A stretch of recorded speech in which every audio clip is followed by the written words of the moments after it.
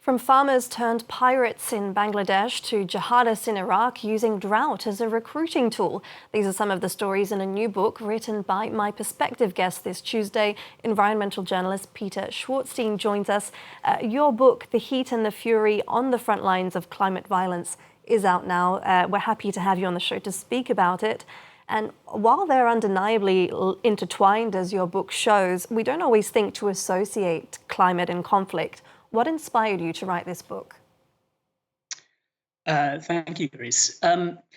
It struck me that, over the sort of last 10, 11, 12 years in which I've been working in different sort of climate and conflict affected parts of the Middle East and Africa and further afield, that we were not having enough in the way of kind of literature to sort of spell out what were, to my mind and the mind of kind of many of my counterparts in this field, the sort of undeniable links between these sort of conflicts, large and small, that are kind of mushrooming in many of the same places. So by trying to kind of spell out through the stories of those who are actually affected by conflict, climate crises, trying to sort of introduce to the average man or woman on the street the nature of what's going on. And your book includes many examples from all over the world of this kind of climate violence. But what do you think is one of the most striking situations that you've seen, or one of the most notable in your book, would you say? It's probably the one that I spent the longest on, which was between about 2014 and 2017. I was largely focused on the ways in which ISIS had benefited from collapsing, kind of mostly climate-induced conditions in the agricultural heartlands of Iraq and Syria to bolster its ranks. Now, I was not for one moment suggesting that ISIS would not have existed in a kind of world with kind of more temperate climate conditions, but I found that communities in which drought was less of a debilitating obstacle, or villages that had supplementary sources of irrigation and as a consequence were not as sort of totally dependent on these rains that were simply no longer falling as they once did, that they, on average, yielded something like 3 times more fighters than communities that had kind of a greater degree of agricultural viability. So whether we're looking at these kind of macro headline-grabbing conflicts, like the one that ISIS was at the heart of, or these kind of much more localized, much more low-level conflicts that are kind of mushrooming across sort of large parts of Africa and elsewhere, there's almost always some kind of climate angle. And what about rich Western countries? Are they also vulnerable to climate conflict and violence? Absolutely. This is a phenomenon that, as you allude to, is mostly playing out in poorer parts of the world. And that's because when you have climate-related violence, it's almost always a kind of unhappy marriage of intense climate stresses and extremely poor governance. And both of those, on average, tend to be more prevalent in less affluent parts. But bit by bit, in wealthier regions, parts of Europe, parts of North America, we're starting to see this kind of phenomenon too. Here in Greece, where I live, I'm involved in a kind of pilot project looking at the ways in which violence against women tends to pick up, according to our findings, pretty dramatically during those kind of bitingly, bakingly hot summer months. Now, there are a number of reasons for that are not explicitly connected to the heat itself. The very fact, for example, that kids are not in school.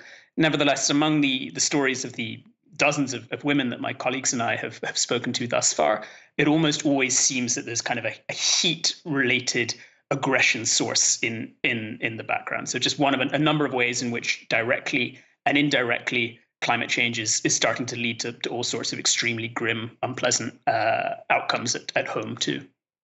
Right. So how do you think governments and populations can work to overcome these kinds of examples? Well, there's maybe two or three key ways. One of which, one of the key takeaways that I hope people will get from the book is that we are systematically underestimating the amount of violence that's connected to climate change, because we're not really looking at how climate change is acting on other drivers of instability, like corruption, like inequality, like misinformation. So part of our, undeniably extremely difficult task is focusing on some of those external factors, the corruption, the kind of, fake news, for want of a better term, that kind of proliferates in so many of these climate-battered countries, even more than it does in wealthier parts of the world. But then the almost trite, sort of profoundly unhelpful, perhaps, answer is that above all, we need meaningful climate action. I mean, with every small incremental increase in temperature beyond the sort of 1.1 or 1.2 degrees of warming that we've had to date, that is sort of ushering in even less temperate conditions in which agriculture, and so much of this comes down to farming because no other communities are as acutely vulnerable to climate change as farming ones, will just find their lives sort of distorted in ways that are not conducive to kind of peace and stability. And I mean, yeah, among the many reasons for writing the book is my sense that there is perhaps no more kind of in-your-face illustration of the perils of climate change than the violence that it's leaving in its wake. You might not care or might not kind of embrace on a day-to-day level the health or the education or the ecological consequences, but the kind of tide of violence that it's increasingly contributing to will hopefully wake a few additional people to these perils. So what about for drawn-out conflicts like the one we're seeing in Gaza, the West Bank, and Israel? Is there a sense of futility in talking about environmental peace when this is a place that's so accustomed to war?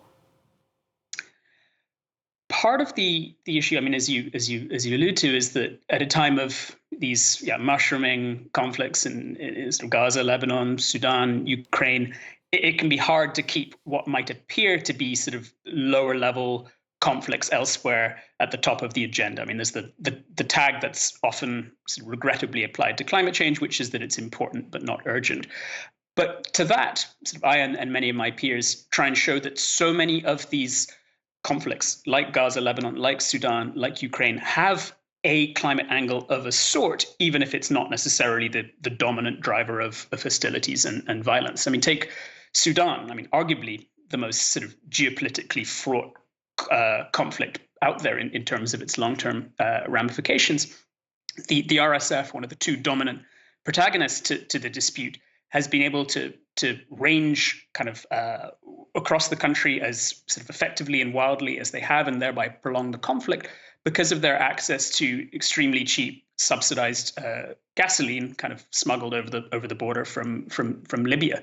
Equally, I mean, the what's playing out in the Middle East has tremendous kind of diplomatic consequences. The manner in which it's stifling many of the sort of multilateral energies that previously were kind of bit by bit being devoted towards climate action, but now that are being stifled on account of the sort of lost energy to that horror show.